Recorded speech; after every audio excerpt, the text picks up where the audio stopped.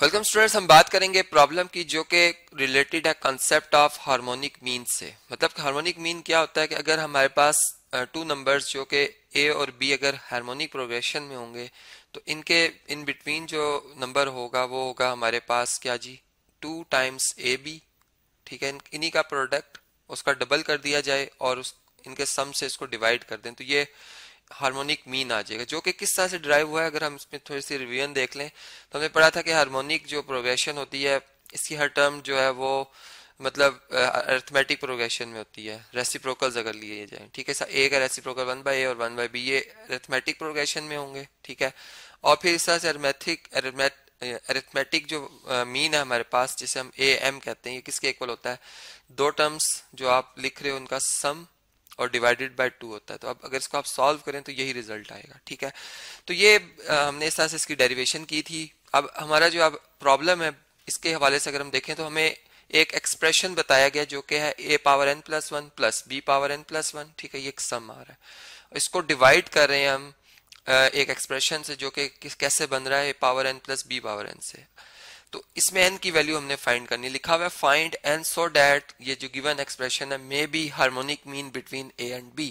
ठीक है, तो ये बात हम जानते हैं कि जो हार्मोनिक मीन है अगर a और b के दरमियान होगा तो वो किसके इक्वल होगा, वो 2 times of a b divided by a plus b होगा। ठीक है, और अब जो हमारे पास ये एक्सप्रेशन है ये भी हार्मोनिक मीन है। ठीक है, इसको भी दोबारा हम लिख देते हैं यहाँ पर, इसको मैं कॉपी कर लेता हूँ, यहाँ से हम कॉपी करते हैं।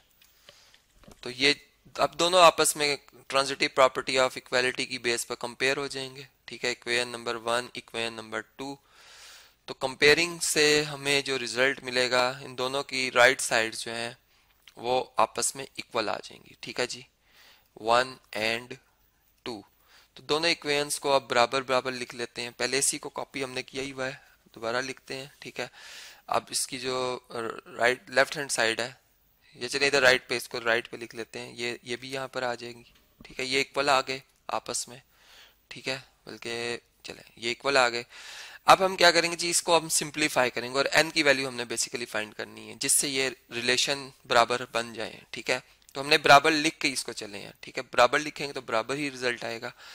अब क्या है जी, यहाँ पर जो A power N plus B power N है, अगर इसको यहाँ से डिनोमिनेटर से खत्म करना है तो इसके मल्टीप्लीकेटिव इनवर्स से ही मल्टीप्लाई करेंगे बोथ साइड पर। इसी तरह ए प्लस बी का मल्टीप्लीकेटिव इनवर्स से दोनों तरफ मल्टीप्लाई करेंगे तो जो रिजल्ट आएगा वो होगा A plus B multiply by A power N plus one plus B power N plus one. ठीक है, जबकि इधर अगर देखें तो ये 2ab multiply A power N plus B power N आ जाएगा। ठीक है जी, यहाँ तक क्लियर होगी आपको बात।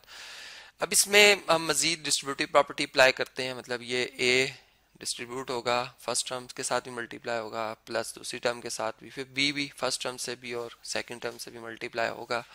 तो आंसर जो है हमारा आ जाएगा a multiply by A power N plus one. ठीक है, plus a multiply by B power N plus one plus अब फिर सीधा बी, अब बी की बारी, बी में तरतीब में चलें तो बड़ा आसान है। ठीक है, और बी मल्टीप्लाई बाय बी और साइन भी प्लस प्लस प्लस होता है, ये भी इस चीज का ख्याल रखें। तो b multiply by B power N plus one. ठीक है, जबकि राइट साइड पे अगर आप देखें तो यहाँ पर 2ab मल्टीप्लाई होगा ए पावर एन से, तो ये बन जाएगा 2 ए बेस में है, कॉमन है, पावर इस यहाँ पे 1 है और यहाँ पे n है तो ये n प्लस वन हो जाएगी। ठीक है, पावर ऐड हो जाएंगी और इनटू b।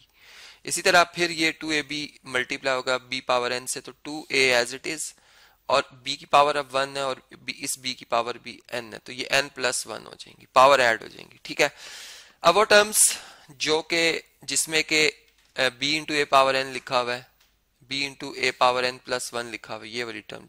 ठीक है, और इसी तरह से a into B power N plus one, ये देखें a into B power N plus one, ये दोनों टर्म्स में इनके एडिटिव इनवर्स मतलब ऐड करूंगा और इन दोनों टर्म्स को यहाँ से हम उठाकर शिफ्ट कर लेते हैं राइट साइड पे। ठीक है, तो हमारे पास क्या रिजल्ट रह जाएगा, यहाँ पे रह जाएगा a multiply by power N plus one plus b multiply by B power N plus one.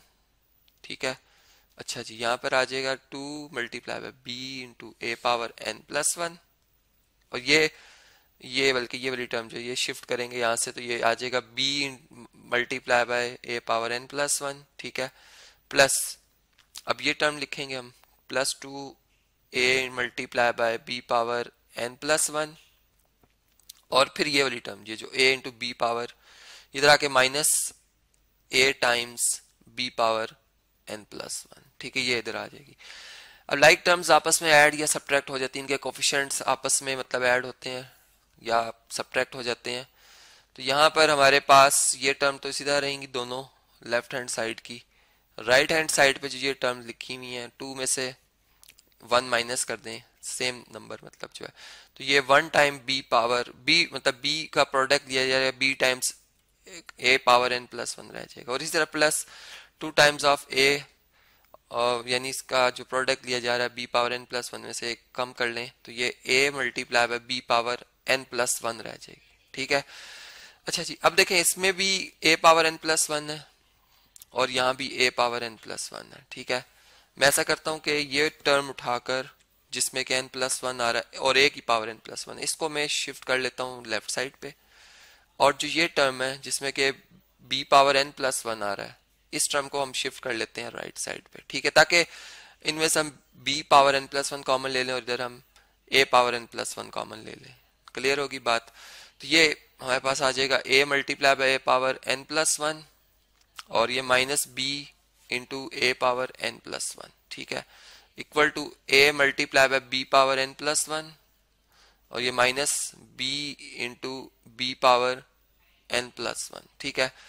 तो देखें अब यहां से आप a power n plus one A power n plus one common ले लें तो ये a power n plus one common आ जाएगी, यहाँ पर डिवाइड करने से a रह जाएगा माइनस यहाँ पे डिवाइड करने से b रह जाएगा, ठीक है।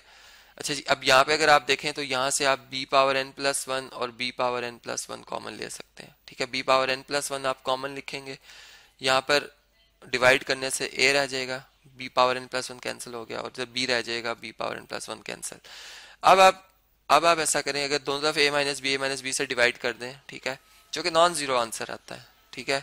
a में से अगर b का डिफरेंस लें तो ये जीरो नहीं आ रहा, ठीक है। फर्स्ट हम ये फर्स्ट कर लेते हैं कि ये जीरो अगर नहीं आ रहा तो ये भी एक टेक्निक है, ये उस सूरत में जब मैं दावे से कह सकूं कि ये a और माइनस बी का डिफरेंस जीरो नहीं है। दूसरा ये कि अगर मैं इस टर्म को उठा के शिफ्ट कर लेता हूँ, ठीक है, तो नेक्स्ट मेरे पास जो मतलब जो फॉर्म बनेगी वो ये होगी कि यहाँ पर ये जो इक्वल के इधर हम शिफ्ट करेंगे, जारी बात है कि यहाँ पर प्लस के साइन के साथ ये टर्म है दूसरी साइड पे मूव होगी तो माइनस के साइन के साथ आ जाएगी इक्वल टू जीरो, ठीक है।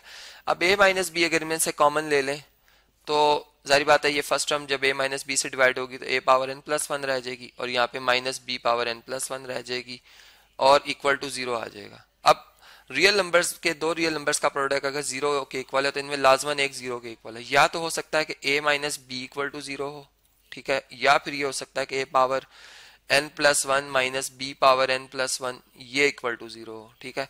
अगर a minus b equal to zero है तो फिर a और b इक्वल है, ठीक है, ये तो उस कंडीशन में हम चले गए। और अगर इधर से अगर हम सॉल्व करें तो आप कह सकते हैं कि a power n plus one जो है वो equal to b power n plus one है, ठीक है, मतलब दोनों तरफ पावर सेम है और नंबर इसका तो नंबर भी सेम होंगे, ठीक है। अगर हम डिवाइड कर लेते हैं b power n plus one से और यहाँ भी b power n plus one से डिवाइड कर लें तो ये मल्टीप्लिकेटिव एक दूसरे के इन्वर्सेस हैं, वन आ जाएगा मल्टीप्लिकेटिव आइडेंटिटी, ठीक है। जबकि a और b की होल पावर कंबाइन में मतलब लिखी जाएगी n प्लस वन आज, चूंकि इनकी जो पावर एक्सपोनेंट है वो एक जैसी है, ठीक है। बेसिस बेशक हमें a और b नजर आ रही हैं लेकिन एक्सपोनेंट एक जैसी है और इधर इक्वल टू वन आ रहा है। अब हम जानते हैं कि एनी नॉन जीरो नंबर की पावर जीरो भी वन होती है, तो इसका मतलब अगर ये इक्वल है तो यहाँ भी जो नंबर होगा वो a ओवर b उसकी बेस होगी और उसकी एक्सपोनेंट जीरो होगी, तब भी वो वन के इक्वल है, ठीक है, और ये इक्वल भी है।